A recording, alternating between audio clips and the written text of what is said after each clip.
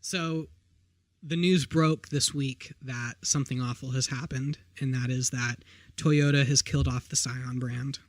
And this makes me very sad because I own a Scion. I own a toaster oven.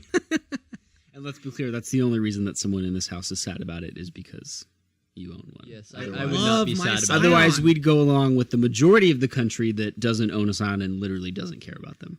I think my Scion is so cool. I have the XB, which is shaped like a square. It's a box car. You've both been in it. Go ahead and try to say on the mic that you don't think it's a cool car.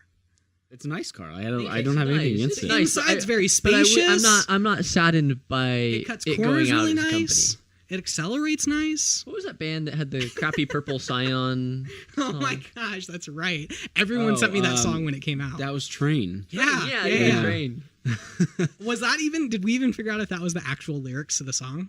It was a crappy purple Scion. That's great. Yeah, that's fantastic. Yeah, because he got ran over by a crappy purple Scion.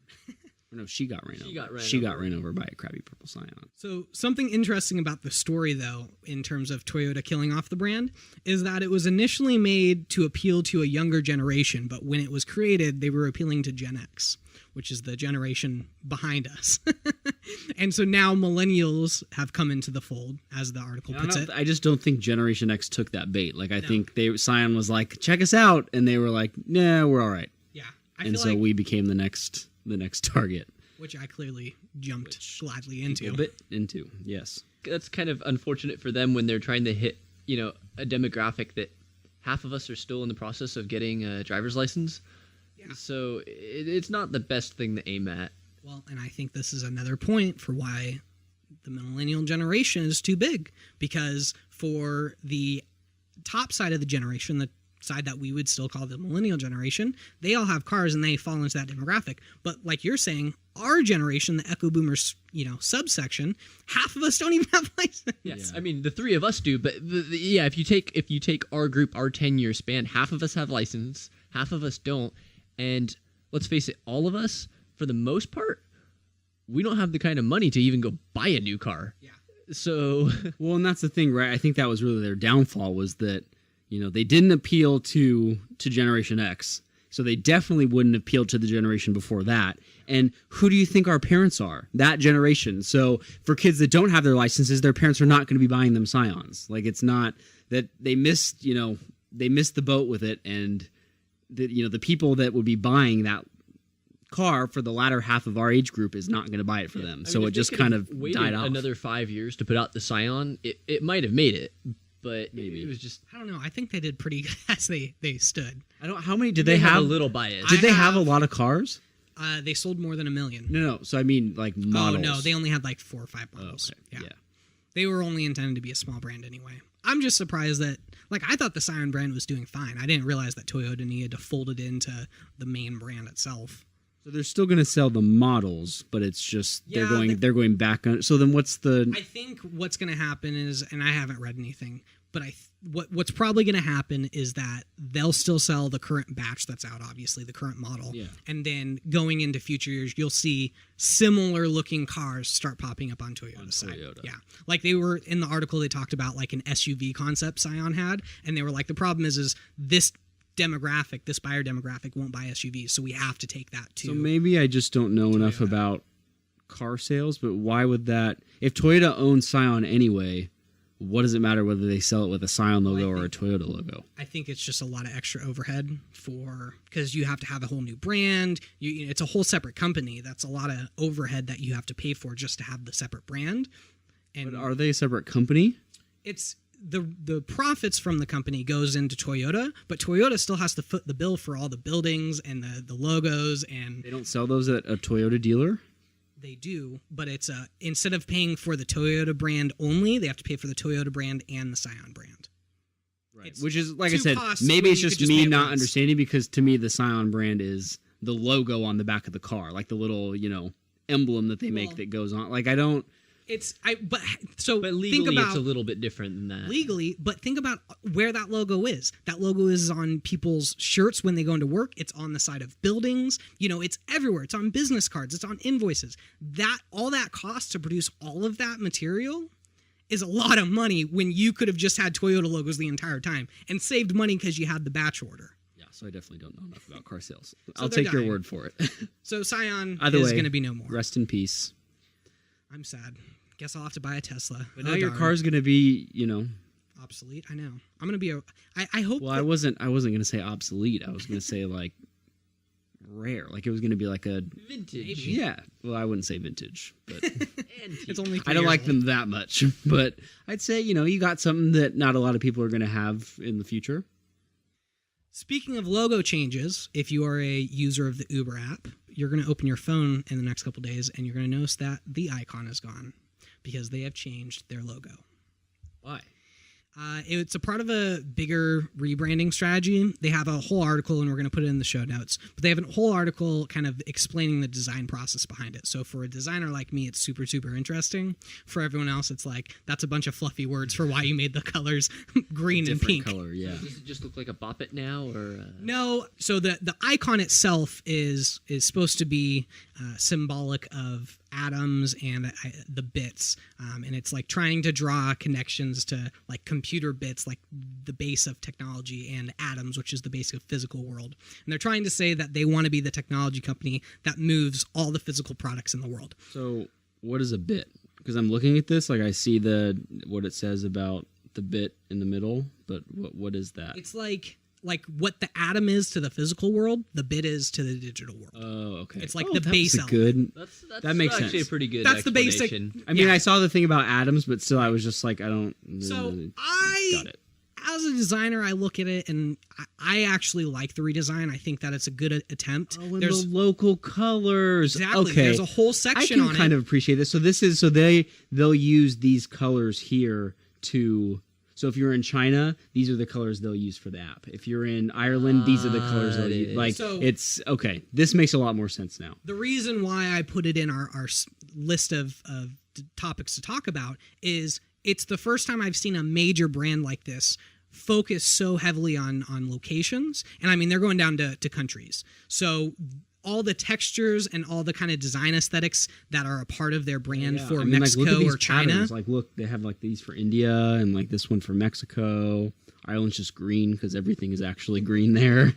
Like, okay, all right. And I think, I bring it up because I think you're going to see a little bit more of this in the future. I think technology has gotten us to a point where it doesn't cost a lot of money in relation to, 10 years ago, 20 years ago, to do things like this where you specify the way a product is presented to the user, in this case an app, based on where they live, what they do, what they're into. Okay, I can kind of get behind this now. This is... So, as a designer, I look at it and I have a lot of fun reading through this and dissecting it. But apparently I'm the only designer that feels this way because I found a lot of articles online that are people not liking bashed it? So let me just read you a couple of the headlines that I found. Uber explains its bizarre new logo, Fortune magazine. Uber changed its logo to something pretty weird, Mashable. A lot of designers online, I was looking through some chat forums and stuff, everybody was bashing it. And then I talked to a friend of mine that works in San Francisco as a designer, Armin. You guys know Armin. Shout out to Armin, who's hopefully listening. I asked him for his opinion before we started recording the show, and he gave me a very long list of reasons why he felt it wasn't a very strong brand. Oh, he didn't like it either? He didn't like it either. Oh. I kind of go to him Now to tell me what I was wrong on, so I feel like I'm a little dumb. loser for liking it now. You totally led me into this and like built me up, and now I feel we like set a trap. So my buddy Armin makes a lot of great points from a designer's standpoint on why it doesn't work. I think to the general population, once you understand the story behind it, it makes a lot of sense, right?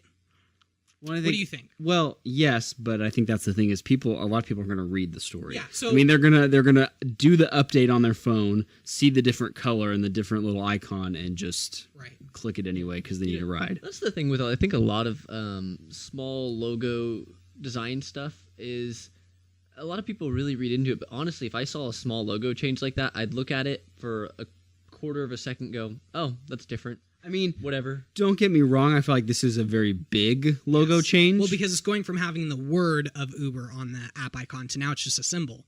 which nobody got prepped Which on. it's still their little whatever. We also have to acknowledge that probably the biggest thing that will change in this logo is, so when you pull up the app, you're going to see this new logo, right? Or if you're looking for the app icon on your phone. So realistically, the biggest thing that's going to happen out of this is about probably half or a third of Uber's demographic, I would imagine, are people coming out of bars that need a way to get home. Yeah. And so they're going to go, where's my Uber? And they're going to start looking through their phone and not be able to find the app because Uber just went and changed the logo on everybody who's too buzzed to figure out what's going on. Well, you shouldn't be attacking your drivers then. Then we wouldn't have to trick you to not use the app. Yeah, and I just wonder, I mean, I feel like that, like, our generation is the generation that uses Uber to get home after going out and getting drunk. It seems like other people, especially people that are older than our age group, don't use it exclusively for that, so they might appreciate it more. But, like, as far as I'm concerned, like, the people I know that would use Uber would be for exactly that. And I know a lot of people use it, if you're traveling too. It's a good way to kind of get around, without renting a car and all of that. But yeah, most of the people in our generation that I know, it seems like they would just kind of be thrown off when they come out of the bars late at night. So now that I've given you the brief on both sides, where do you stand as people that aren't designers and looking super fine into the details? The way you explained it to me, it was cool, but I think, like, realistically, I wouldn't care.